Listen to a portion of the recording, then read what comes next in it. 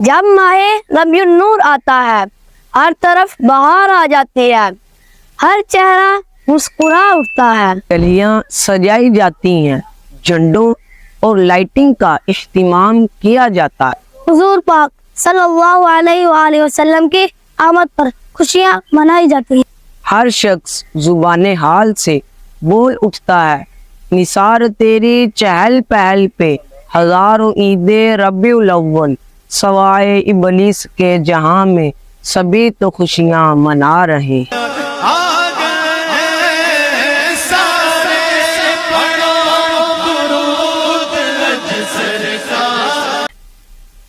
آئیے ہم آپ کو بتاتے ہیں کہ میلاد کیا ہے۔ حضور پاک کی دنیا میں تشریف آوری کا ذکر کرنا اور آپ کا حسن و جمال بیان کرنا، آپ کی نعتیں پڑھنا، آپ پر درود و سلام پڑھنا، آپ کے معجزات بیان کرنا، لوگوں کو دلوں میں آپ کی محبت پیدا کرنا، نیو نسل کو آپ کی پہچان کروانا، اللہ تعالیٰ کے دیے ہوئے رزق میں سے لوگوں کو تقسیم کرنا۔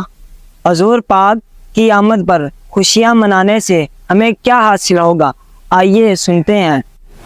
ایک عالم صاحب نے آپ صلی اللہ تعالیٰ علیہ وآلہ وسلم کو خواب دیکھ کر عرض کیا، یا رسول اللہ، آپ کی آمد پر لوگوں کو خوشیاں منانے، جھنڈے لہرانے اور گلیاں سجانے سے کیا آپ کو خوشی ہوتی ہے؟ آپ صلی اللہ تعالیٰ علیہ وآلہ وسلم نے فرمایا، جو ہم سے خوش ہوتا ہے ہم اس سے خوش ہوتے ہیں۔